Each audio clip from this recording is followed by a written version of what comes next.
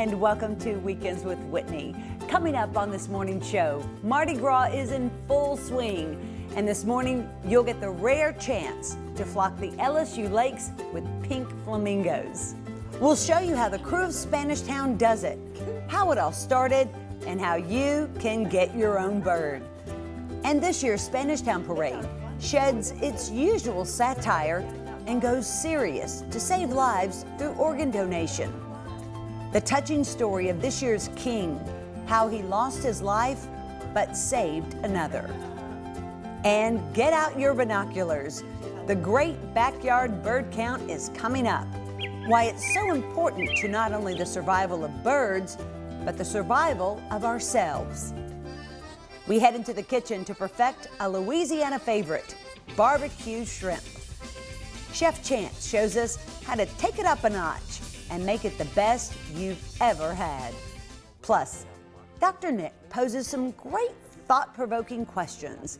What do those around you have you saying, doing, thinking, and becoming? A great discussion on being all you can be.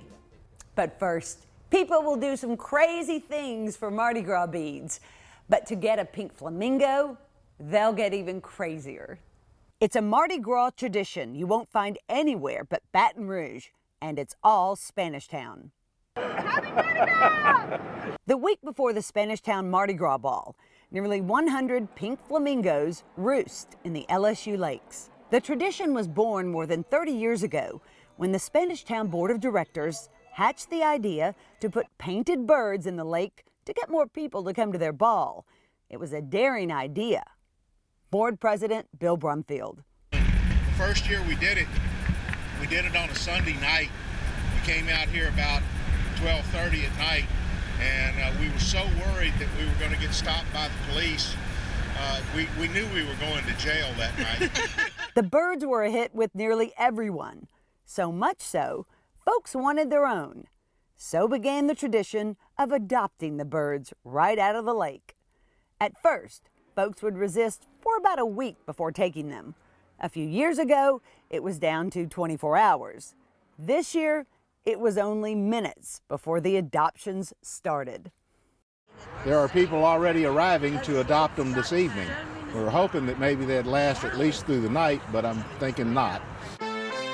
Even though the flocking night and time is top secret, the word spreads fast. By 3 a.m., nearly all of them were gone this year as folks got in canoes, kayaks, even waded in to get the popular birds. At 6:30 a.m., we saw the last 2 flamingo adoptions this year. They didn't know we were watching, and they couldn't contain their excitement, posing for pictures and even doing a little dance. I know that thrill. Even though I've been lucky enough to flock the lake the last few years, it seemed like cheating to just take one off the shore. After all, part of the thrill is the hunt.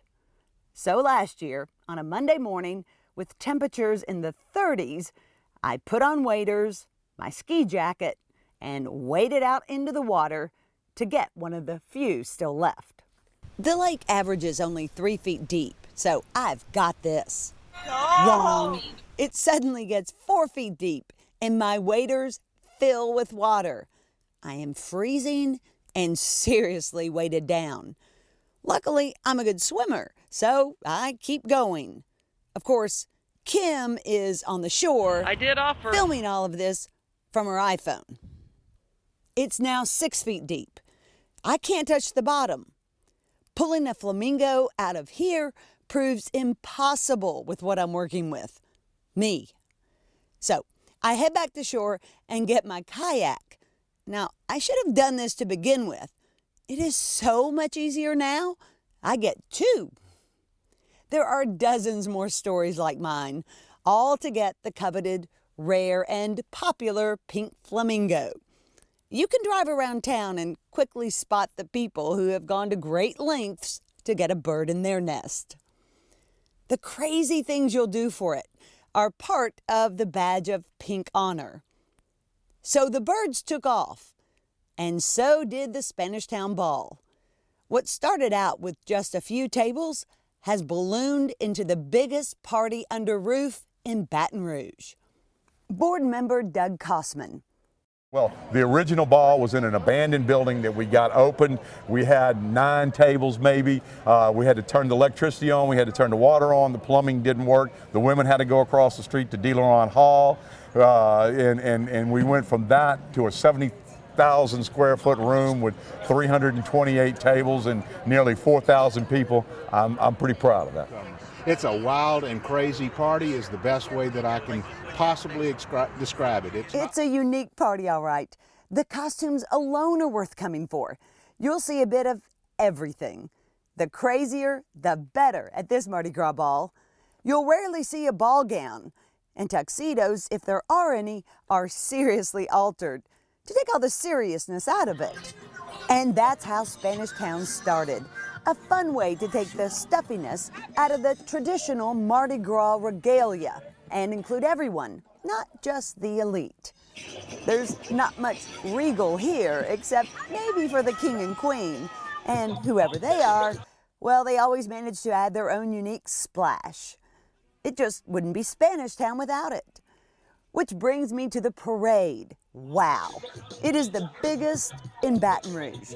Nearly 250,000 people line the streets of downtown on the Saturday before Mardi Gras for a parade that's irreverent, to say the least. It's not like any other Mardi Gras parade that you will go to. Our basic mantra is should anyone go away unoffended, we've not done our job. We are a satirical parade and we poke fun at everybody and everyone and anything that we can find.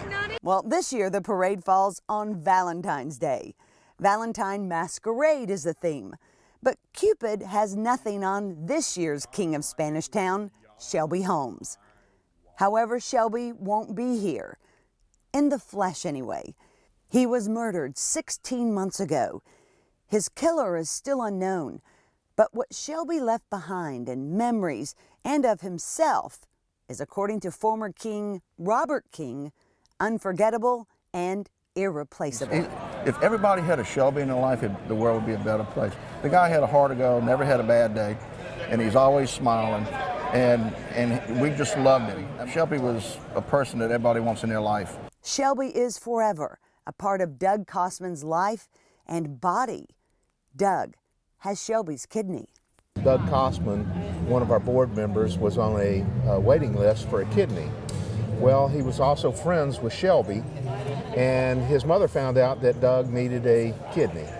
And so she arranged for Shelby's kidney to be donated to Doug, basically saving Doug's life or helping his life out a lot, getting him off dialysis. It was like another job. It was 3 days a week, 4 hours a shot, and you don't miss it. You either die or you go to dialysis. When Doug got Shelby's kidney, he vowed to share the importance of organ donation. Anything to help promote the word, let people remember Shelby Holmes, how great a guy he was, what the unselfish act that his family did at the end. I'm living proof that things work out for a reason. So this year, you won't see much political satire or pop culture references on the side of floats. You'll see Shelby Holmes and donor awareness. Basically, we're going to be a rolling public service announcement. We're going to have Shelby on our float, and we also have the LOPA flag. They also hope it'll help find Shelby's killer. We realized that by doing so, we could also call some attention to Shelby's killing, his murder, and perhaps somebody somewhere would say something. Somebody out there knows what happened to Shelby, and it would just, if somebody would just open up and say what happened to him and who did it. A crew known for having the time of their lives is saving lives this time. The Spanishtown Parade rolls this Saturday, Valentine's Day, at noon. And Mayor Kip Holden has declared that day Shelby Holmes Day. Coming up, as Weekends with Whitney continues, be part of 155 countries coming together to make our planet a better place. Then, perfecting barbecue shrimp with Chef Chance. And Dr. Nick with some important questions about who you're becoming and how those in our lives shape it.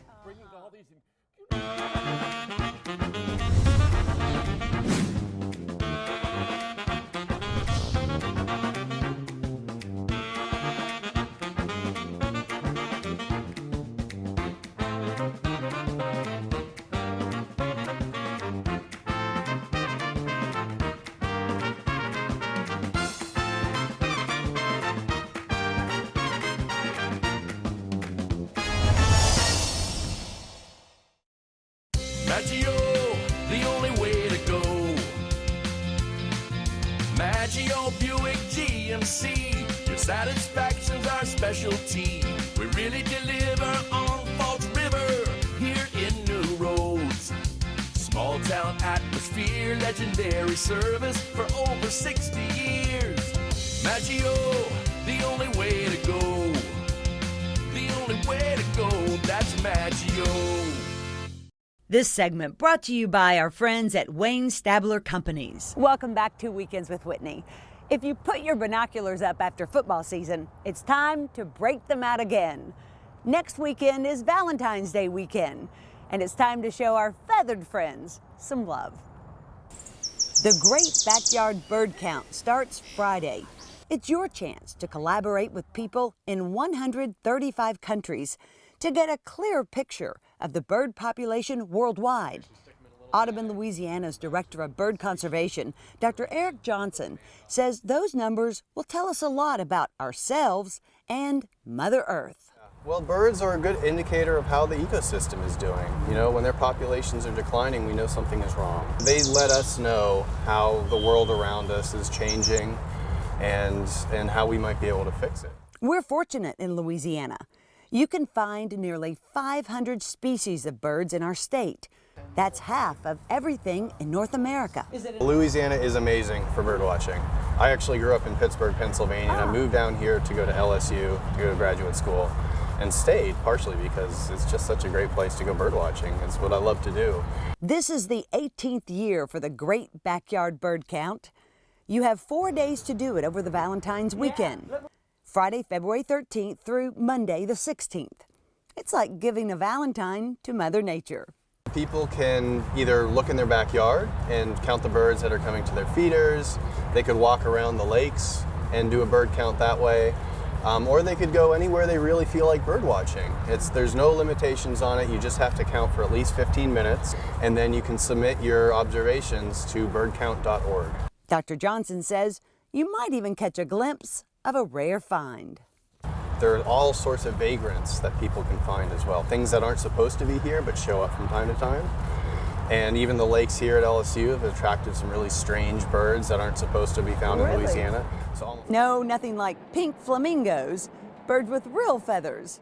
It could help save an entire species.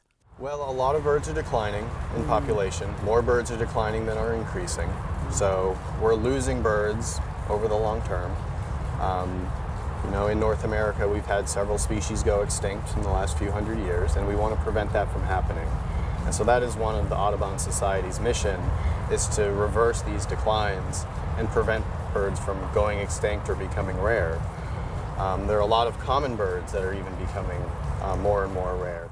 In addition to counting next weekend, you can also help by planting bird-friendly landscaping. And so what people can do is, if you have a lawn, you know, plant native vegetation, things that insects will use, plant trees that produce fruit that birds will use, and then, you know, we can all make a difference in reversing these declines. Put out bird feeders, and don't worry if you forget to refill them. So birds do not depend on bird feeders to survive. They use it as a supplement to their diet. But if you can't fill your feeder for a weekend or for a month, or you go on a trip, the birds will be fine. It's not all for the birds either. Attracting birds to your yard helps control insects around your home. Birds eat a variety, including mosquitoes, spiders, and aphids. They pollinate your flowers to give you extra blooms. They even help control weeds. Many birds consume great quantities of weed seeds, so you won't have as many weeds coming back next year. Birds will even help reduce your stress by listening to their songs, enjoying their beauty, and getting some fresh air while watching them. So be part of the flock and the great backyard bird count next weekend. Just go to birdcount.org to get started. If you'd like to get up close and personal with our feathered friends, you can go to a bird banding. That's where they capture the birds, put identifying numbered bands on their legs, and then set them free. And you get to be just inches from all the action.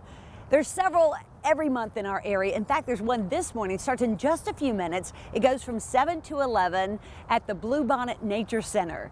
You can connect with everybody at Kenshire Court. That's just one street off Bluebonnet Boulevard this morning. But coming up next, as Weekends with Whitney continues, I thought I had the perfect barbecue shrimp recipe. I did, until I saw Chef Chance do his. You're gonna find out why, if you're not using a little cream and cold butter, your recipe is not all it can be after this.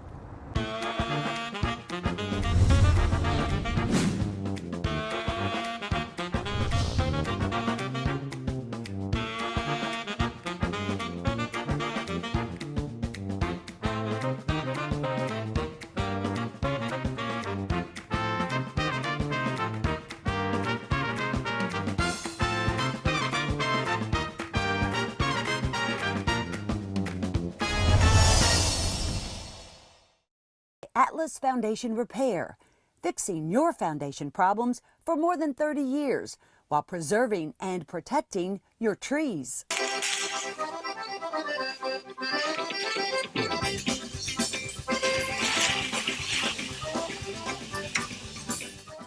Welcome back to Weekends with Whitney. We are in the kitchen at La Creole with Chef Chance Glover whipping up Louisiana traditional favorite, barbecued shrimp. But something tells me you're not going to do it exactly the way most of us have done it. No, I like to keep it traditional when it comes to a good Creole dish, but do, of course, like any other chef would, put my own little spin on it. So that's what we're going to do today. Great. Let's start off with 6 large fresh Louisiana Gulf shrimp. Those are enormous. Yeah, wow. They're very beautiful. And let's start off with just sauteing them in some olive oil.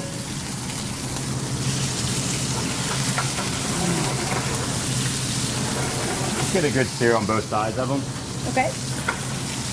Which will take a little bit longer with the first piece. Gigantic one. Yeah, they do take a little bit longer, but you're going to be cooking it in a liquid, then some butter, so it really doesn't take as long as you would think. Okay. But of course, as with anything else, you want to make sure that it's cooked. You're right. I have a little portion here. No, adding what? This is a Spinelli's mixture. Spinelli's is the original recipe for barbecue shrimp. Oh, okay. So like I said, we want to keep it traditional, and you don't get any more traditional than Spinelli's when it comes to barbecue shrimp. Okay. And if you're serving in a restaurant, you add just a touch of cream as a stabilizer, because whenever you go to add the butter to it, if it's too hot, too cold, the butter's too cold, the butter's too big, too small, it'll cause the sauce to separate. And it'll go out there and you'll see kind of like the oil and fat separated. That's how it usually looks at my house. Well, we'll try not to do that there. Well, good. So I'll add a little cream and that'll help. Yeah, a little cream, it'll help it all stay together. And then you add some cold butter. And cold butter's a trick because it cools it down so it's not hot, it doesn't separate. Okay. And you want to constantly shake it and move it. Because if you let it stand still, what the butter's going to do, the fat's going to separate from the oil, and it's going to cause to have that separation like that we're trying to prevent. Okay. I'm going to keep moving it around. You're taking tongs or spatula or whatever it may be, and just kind of incorporating all the ingredients together. Oh, good, because if I shake it, it's going everywhere in my house. No separation. Well, it should stay together pretty well. Yeah. All right. Ooh, it looks great. Some presentation value. Like to line the shrimp up. All the tails face the same way. 4 of them down the middle. And just to kind of keep it, aesthetically appealing. Oh yeah. Just balance stuff like that. Finish it with the rest of the sauce. This is what people are really getting this dish for. I mean, the shrimp, of course, but I mean, what's shrimp without sauce, right? Right, right. You sure with the pistolets. And then hard bias cut green onions. Kind of just helps give some dimension to the dish. Oh, it's perfect. All right, can't wait to try it. Much more coming up on Weekends with Whitney right after this.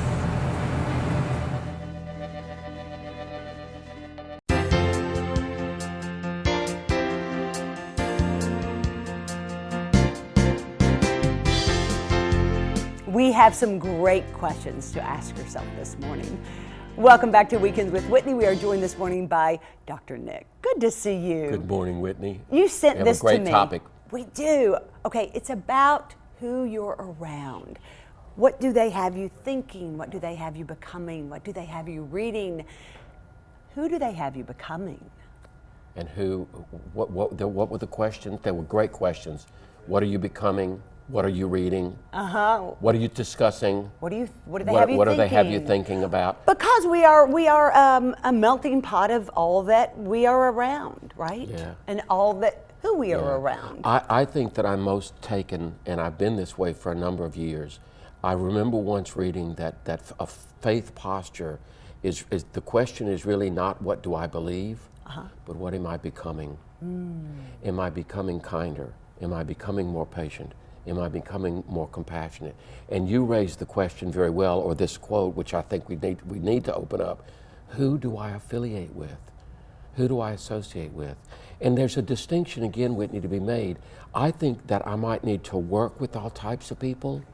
Right, and But in I'm my with you on that. social time, Right. in my social time, it has really helped me to realize I need to have some control over who's got in that power circle, because it's influential. It is. It's influential. And who So- do you like being around? Do you like people who challenge you, or they have you reading a good book together, or who have you thinking new thoughts or new ideas or going new places? Wow. Well, I like being around you, so I guess that I'm trying to think of what you're right. Intellect does matter, and I don't mean book sense and just good conversation that stretches the mind. You know, people who love travel, people who are open-minded and who are willing to get out of the box and stretch me. I like to be around people who differ from me, who take a different position, and that we are respectful of that position. That it's not this left versus right. It's really a conversation. It's a dialogue that we learn from. Yes. I love being around people that think differently. I like to I do watch too. shows where people are thinking differently and looking at things differently. It really is a very valuable question to ask. But it's also important for us to be around people who may be able to contribute to us in a way that we didn't expect. Give me an example. Maybe leaving our class. Oh, right. Leaving our elite intellectualism, going into parts of the city and hanging or visiting. How about people who are not in the same economic class? I saw you just a few minutes ago go say hello and hug someone who works here. Now, and she cleans the floors and she cleans the desk and just love her. So that brings me to what I really want us to make sure we get on here when we get together. We're not elitists. I care about all sorts of people. But when I feel that I'm in an environment where it's toxic again, or lots of complaining, or just closed, it's hard. Yes. I have to say, okay, 20 minutes of this and I gotta go take a shower. Sure. And it's not, I don't want to judge them. That's where it gets tough. I don't want to judge them. Right. Go. Well, I was just going to say that a lot of times for people, you and I will have friends in other socioeconomic circles, and I love that they bring something new and fresh to my life.